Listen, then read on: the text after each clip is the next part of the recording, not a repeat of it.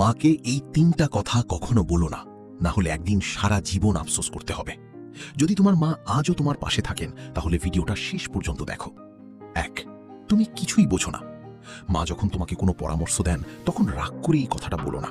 মনে রেখো, তুমি যখন ঠিকমতো কথা বলতেও জানতে না তখন এই মানুষটাই তোমাকে কথা বলতে শিখিয়েছিল। জীবনের সবচেয়ে বড় অভিজ্ঞতা অনেক সময় মায়ের কাছেই থাকে। ২, তুমি আমার জন্য কি করেছো? কখনো যদি মনে হয় মা তোমার জন্য কিছু করেননি, তাহলে সেই রাতগুলোর কথা মনে করো, যখন তুমি অসুস্থ ছিলে আর মা পুরো রাত জেগে তোমার মাথার পাশে বসেছিল।